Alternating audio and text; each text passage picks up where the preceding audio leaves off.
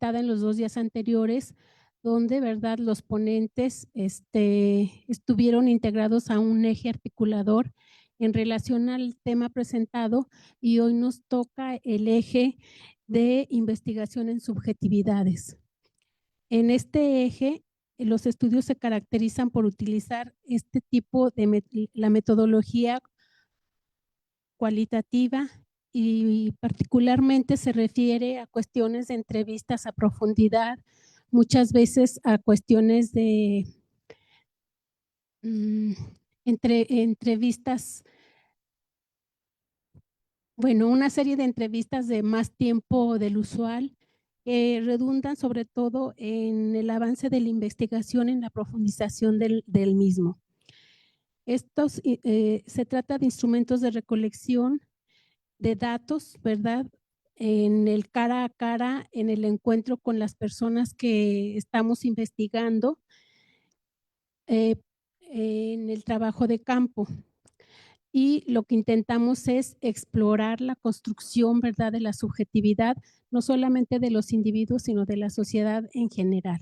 Bien, hoy inicia con las bueno, ante la ausencia de Rosa María Quirós, Colorado Quirós, que se tuvo que ausentar por cuestiones familiares, pues subimos nada más las presentaciones y le toca iniciar a Gallegos García María Gema, que su tema hasta ahora ha sido la exclusión social y el feminicidio, víctimas y victimarios en Zacatecas, el periodo comprendido del 2012 al 2024, Voces del Olvido. Ya hemos visto que muchas de las temáticas, aunque no sean propiamente subjetividades, pero están enlazadas, en tanto, ¿verdad? Una cuestión que nos preocupa y que ocupa la sociedad es, digamos, la omisión del Estado ante problemáticas como las que hemos presentado, y políticas públicas, digamos, carentes de acciones verdaderas que conlleven soluciones. Zacatecas es un estado últimamente, desde ya hace varios años, justamente por caracterizarse como un estado donde la violencia y particularmente el feminicidio es algo presente. Incluso se habla de que en el estado existe una escuela, ¿verdad? Bueno, es un estado de paso, pero también es un estado que se dice que tiene una escuela de adiestramiento para jóvenes sicarios. No hay certeza alguna, pero incluso se habla de ello en las noticias, no en las de ahora, sino en las noticias, sobre todo en el año pasado. Y bueno, esta temática tan presente y tan actual es la que está investigando Gema. Y bueno, sin más, adelante, Gema. No voy a leer los títulos porque luego ustedes los vuelven a leer, entonces, adelante.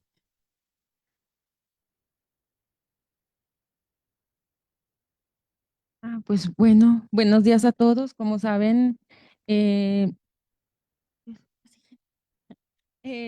bueno, mi tema pues es exclusión social y feminicidio, y la justificación pues nace a raíz de esta experiencia que tuve, ¿no? Como la mayoría de ustedes saben, de este niño que conocí cuando yo era maestra de catecismo. Él era mi alumno, me lo encontré años después siendo sicario, ¿no? Armado, hoy está desaparecido. Entonces creo que pues eso nos mueve, ¿no? A, a ver esta problemática, ¿no? A politizarla, a crear, a concientizar, y pues nos duele mucho. Entonces, para ver esto, pues vemos que en México y en Zacatecas, los jóvenes viven vidas precarizadas, son víctimas de violencia estructural. Las vulnerabilidades juveniles no están contempladas en las políticas públicas. Los jóvenes buscan alternativas que el Estado no les ofrece. Entonces se convierten en víctimas de la desaparición forzada, que es una de las caras del feminicidio. La otra es la muerte, ¿no? Entonces tenemos a jóvenes que matan jóvenes. A unos los matan por estar en contra de la ley, a otros por estar con la ley, a otros por pertenecer a carteles distintos, pero sobre todo tenemos a un sistema que produce y permite las condiciones para que el feminicidio tenga lugar. Nuestra hipótesis es que ante el decrecimiento de una soberanía del Estado y la consolidación de la paralegalidad, los jóvenes buscan estructuras de sentido, muchos de ellos viven excluidos en contextos de violencia estructural como las víctimas más extremas y dolorosas de las condiciones de vulnerabilidad, y para sentirse parte de alguna comunidad optan por ejercer violencia, ya sea porque se ven seducidos o obligados y deciden practicar esta violencia desde el crimen organizado, lo que ocasiona que la población juvenil vaya en decrecimiento debido a las condiciones sociales, económicas y sociopolíticas que reproducen el juvenicidio. De manera así muy rápida, entendemos el juvenicidio como la precarización y el asesinato sistemático de gente joven, ¿no? Pero sobre todo, pues también es un acto culminante que arrebata la vida de una gran cantidad de jóvenes adscritos a condiciones de vida, culturas e identidades subalternas. Por un lado, tenemos el Estado y la paralegalidad, que fue lo que expusimos sobre todo en el primer avance de presentaciones, ¿no? Que el Estado aparece fundamentalmente como la cristalización de una relación de dominación que existe para garantizar la reproducción de las redes sociales, pero también tenemos que surge la paralegalidad, ¿no? Como esta capacidad para instaurar un orden paralelo con códigos y normas con códigos, normas e imaginarios en el que lo que importa es la sobrevivencia que cabalga entre la carencia y el exceso. Tenemos pues que el Estado y la paralegalidad forman parte del mismo ecosistema de poder, y en la medida en que el Estado se debilita, la paralegalidad se fortalece y se correlaciona. ¿Por qué? Porque el Estado, mediante este capitalismo subdesarrollado que se vive en México, pues ha creado estos excedentes de población juveniles que los arroja a un campo de cultivo fértil, y que a la vez la paralegalidad se aprovecha de que los jóvenes también han sido ignorados de las políticas públicas. En el capítulo 2 nos enfocamos en lo que es la exclusión social, ¿no? Tenemos pues a estos jóvenes en busca de estructuras de sentido, porque tenemos pues que el Estado aparece como generador de esta violencia estructural, y bueno, la violencia siempre va a ser producto de las condiciones socioeconómicas. Para entender un poquito esto de exclusión social, decidimos empezar primero por analizar la pobreza en Zacatecas, ¿no? De acuerdo con el Banco Mundial, México es un país pobre, pero Zacatecas es más, pues el 45.8% de la población se encuentra en pobreza. Bueno, vamos a definir la pobreza, ¿no? De acuerdo con el Coneval, el extinto Coneval, la pobreza se define cuando una persona tiene al menos una carencia social, ya sea de educación, vivienda, acceso a la salud, de espacios de vivienda, o que ni siquiera tiene los recursos suficientes para adquirir bienes y servicios, ¿no? Pero tenemos pues que en Zacatecas el 54% de los jóvenes de 12 a 29 años perciben ingresos por debajo de la línea de bienestar. 283.900 menores de edad están en pobreza, el 3.9% de la población está en pobreza extrema. Sobre exclusión social, el concepto aparece en la segunda mitad del siglo XX, porque el poder ya no se centra en lo económico, como si lo hacía en el siglo XIX, ahora aparece en lo político. Entonces tenemos que el excluido es aquel que no puede gozar de sus derechos y obligaciones claramente. La exclusión social es un proceso multidimensional y politizable, y se identifica como agente de exclusión social al Estado, pues en las administraciones, en la administración pública, y también en la economía, en lo referente al mercado y al empleo, en la sociedad y motivos individuales. Entonces tenemos una compleja relación entre exclusión y juventud, porque pues para la juventud le es difícil sentirse ciudadano en su proyección concreta en cada contexto social, pues no pueden disfrutar de una ciudadanía plena. Con todos estos factores, pues tenemos que el crimen organizado responde a los vacíos de dirección existente en la sociedad y encuentra condiciones y políticas económicas para desarrollarse. Entonces tenemos por este lado estos vacíos del Estado, la paralegalidad, y cómo los cárteles, cómo el crimen organizado toma un control territorial o el control de plazas también, ¿no? Entonces, ¿para qué es eso? Pues para proteger sus negocios. Puede ser ahí que tengan su distribución, su venta o trasiego de drogas, pero también algunas otras actividades delincuenciales. En el 2006, con la declaratoria de la guerra contra las drogas de Felipe Calderón Hinojosa, este control territorial pues cobra más auge y hay una escalada de violencia para proteger los territorios. Empiezan a ejercer dominio en estos territorios mediante el miedo, también mediante una economía del miedo, sometiendo a sus habitantes, ¿no? Imponiéndoles toques de queda, que se haga lo que ellos dicen. O sea, tienen pues ellos el mando de una manera pues como tácita, mediante el miedo. Entonces el Estado responde con que con una militarización, pero mediante una lógica de combate que lejos de combatir la violencia, pues la, la prolifera. Entonces, hay un dato que es como muy doloroso y que a lo mejor muchos de nosotros no lo hemos tomado en cuenta. Los jóvenes que han nacido a partir del 2005-2006 tienen una vida en la que han vivido una vida de violencia. No saben qué es vivir sin violencia y la tienen como muy internalizada. Entonces, yo creo que eso también es como un problema muy fuerte, sobre todo porque también los jóvenes eh, aparte de esto, pues son víctimas de la comercialización y el consumismo.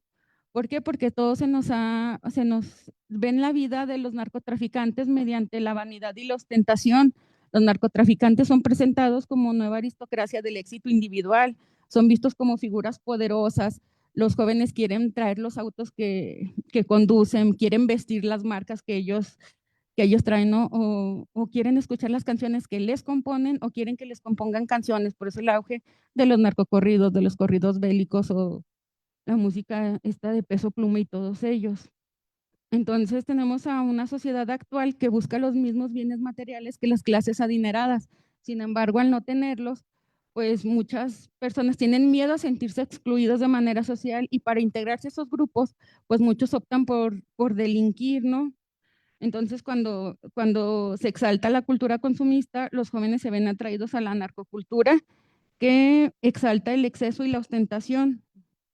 Entonces, Tello Ibarra nos dice que los jóvenes tienen un gran reto, ¿no? Tienen que insertarse en una sociedad que los invita a consumir, pero también o sea, y los seduce, pero a la vez los excluye, los ignora y los castiga por su propia condición juvenil. Y esta ostentación es una forma de poder. Entonces tenemos pues que los jóvenes viven una ciudadanía precaria porque no carecen del goce pleno de sus derechos civiles, políticos y sociales y culturales. Y eso pues les niega igualdad, libertades, propiedad privada, etcétera, ¿no? Entonces tenemos pues que la exclusión social adopta la forma de excedentes de población para efectos de la economía capitalista y que se ve reflejada en la economía informal, desempleo, migración, lo que ha retrasado que los derechos puedan configurar una ciudadanía social y un capitalismo democrático. Ya para aterrizar como en los datos empíricos, es necesario irnos a los aspectos sociodemográficos en Zacatecas, porque consideramos importante incluirlos, porque tenemos que entender la zona geográfica, porque tenemos que explicar las características sociales, demográficas, económicas, así como las brechas socioterritoriales.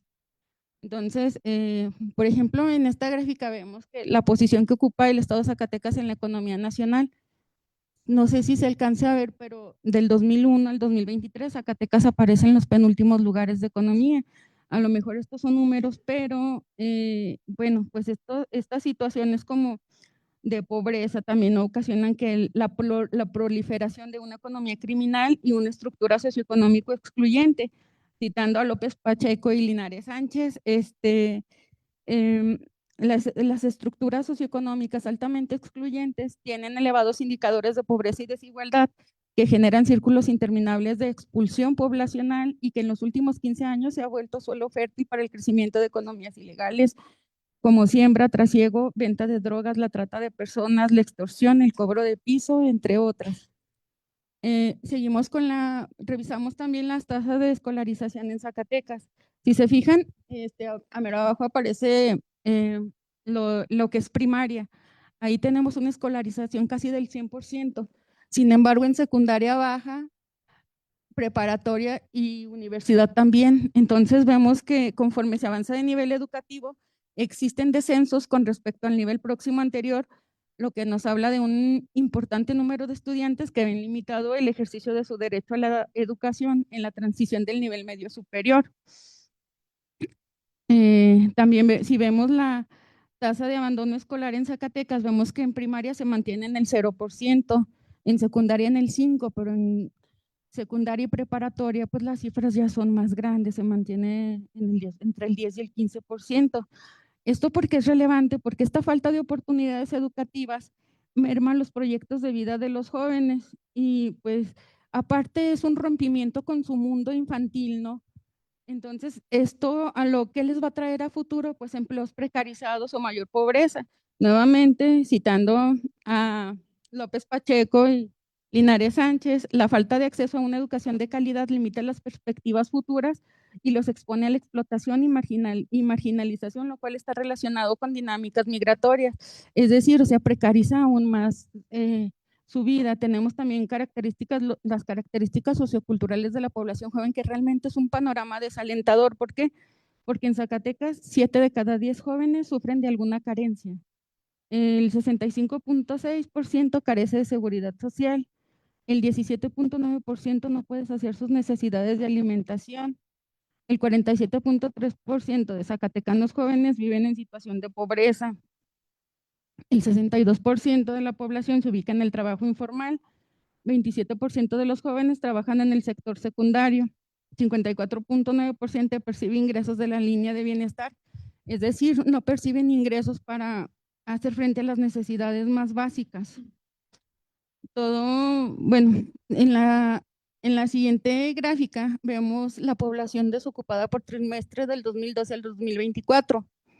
Esta es pues, población total, no todas las edades. En la siguiente gráfica vemos, es que está muy chiquita, pero vemos que la mitad de la población desocupada en Zacatecas desde 15 a 29 años está entre el 50 y el 55%. Entonces eso nos habla de la precarización que se vive. También tenemos la incidencia delictiva registrada en Zacatecas a partir de 2015 al 31 de octubre del 2024. Lo tenemos del 2015 porque es cuando el secretario ejecutivo del Sistema Nacional de Seguridad Pública empieza a recabar los datos, pero si nos fijamos vemos cómo cada año va la línea ascendente y los picos se alzan sobre todo en el sexenio de Andrés Manuel López Obrador, ¿no? Que va del 2018 al 2024. Y bueno, y también se cruza con el quinquenio de Alejandro Tello y el de David Monreal Ávila. Nos fuimos para ver todavía estos problemas, nos fuimos a revisar la encuesta nacional de adolescentes del sistema de justicia penal. Para 2022 había 149 jóvenes y, bueno, adolescentes privados de la libertad. 38 de ellos ya eran padres de familia antes de los 18 años. De ellos, 121 son hombres y 28 mujeres. También igual vemos cuando en los periodos que fueron detenidos, no vemos que del 2014 al 2017 pues había 23, sin embargo otra vez los picos empiezan en el 2018 y parece que todo va avanzando. Los jóvenes están sancionados, están recluidos en el conocido como el tutelar para menores por delitos como, todos tienen que ver con el crimen organizado, por secuestro, delincuencia organizada, posesión ilegal de drogas, portación ilegal de armas y robo. Un dato que nos deja mucho la reflexión, ¿no? Es que 90 de estos jóvenes reconocieron haber vivido conductas antisociales o delictivas por parte de los adultos con los que creció.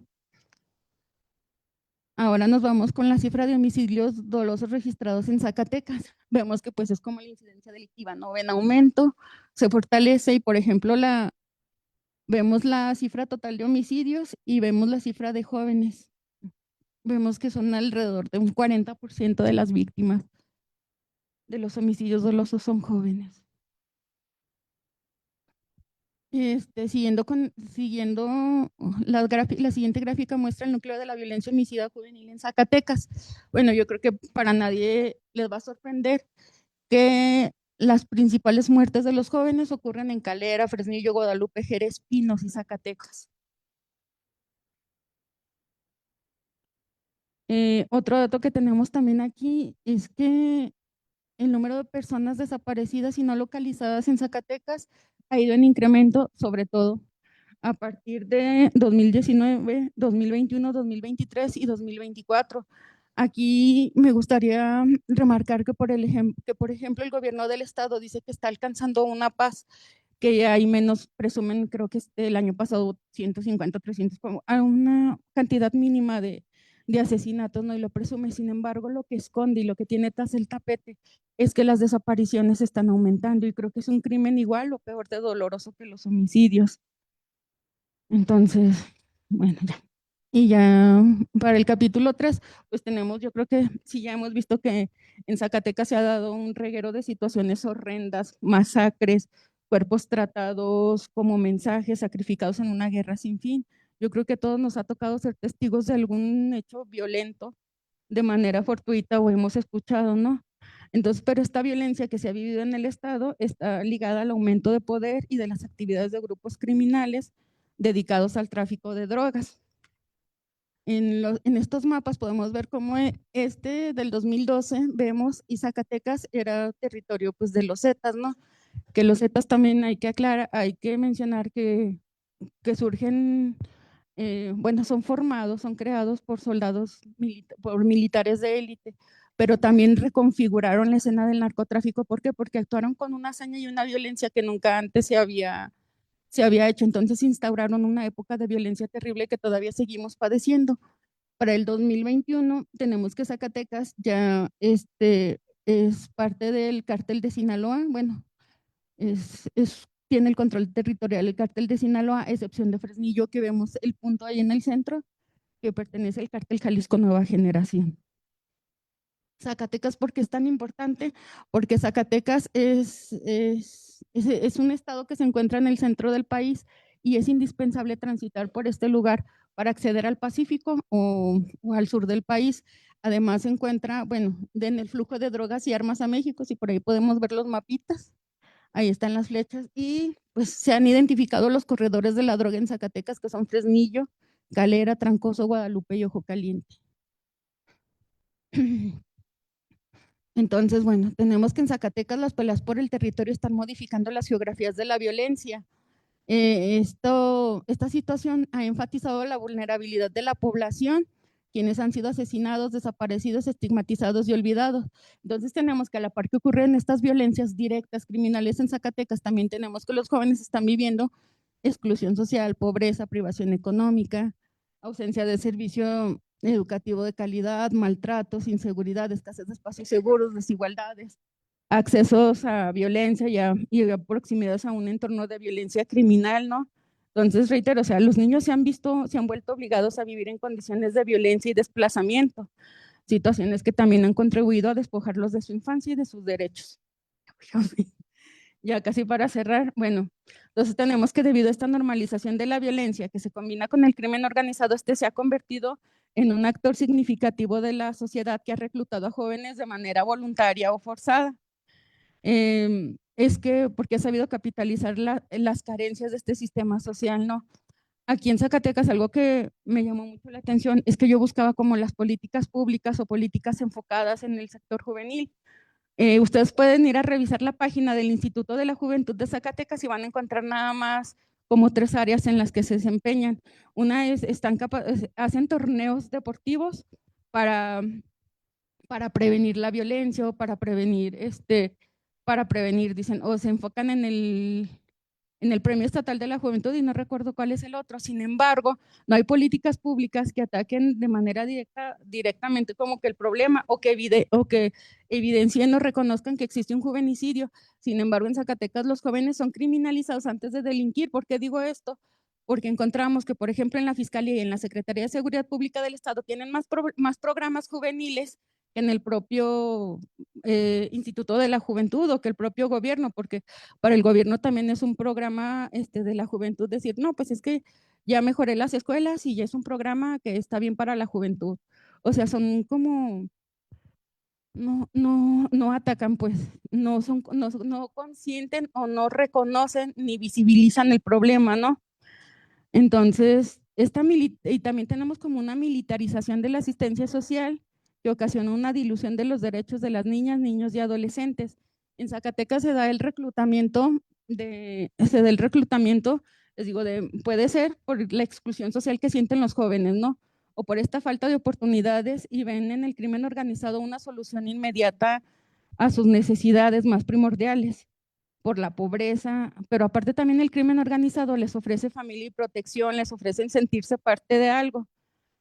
Los jóvenes que hacen, pues ejecutan acciones del crimen organizado, pero también hay autores que sostienen que dentro del propio crimen organizado, los jóvenes que son reclutados de manera voluntaria aparentemente, ¿por qué? Porque son coaccionados, son impulsados, no hay un contrato laboral de por medio, se les priva de la libertad, se les incomunica y no se les permite terminar la relación laboral si ellos lo desean. Entonces tenemos que los victimarios pues son víctimas del crimen organizado y aparte representan una excelente inversión. ¿Por qué? Porque lo hacen por adrenalina, porque igual se ha demostrado que cometen crímenes más violentos, porque tienen acceso a armas, a droga. Aquí en Zacatecas, los reclutadores son familias criminales, pandillas, cárteles, o también pueden ser reclutados mediante ofertas faltas de trabajo, levantones, o ya también en redes sociales, ¿no? Como TikTok. En Zacatecas, a partir de 2007, se tienen registros de reclutamiento forzado, pero otro dato que se tiene es que desde siempre se han utilizado niños. Y creo que esto va en mayor medida. En Zacatecas, el año pasado, sí, el rancho Izaguirre, el descubrimiento del rancho Izaguirre en Jalisco, pues evidenció estos centros de adiestramiento, ¿no? Que son escuelas de la muerte, en donde se les enseña a deshumanizar a los jóvenes, a usar armas, se les acondiciona físicamente y pues se les enseña a matar sin sentir culpa. Entonces, Conectas documentó la existencia de al menos 12 centros de adiestramiento y 17 campamentos descubiertos entre 2011 y 2025, que ya están distribuidos en los municipios de Jalisco, Aguascalientes, Michoacán y Zacatecas.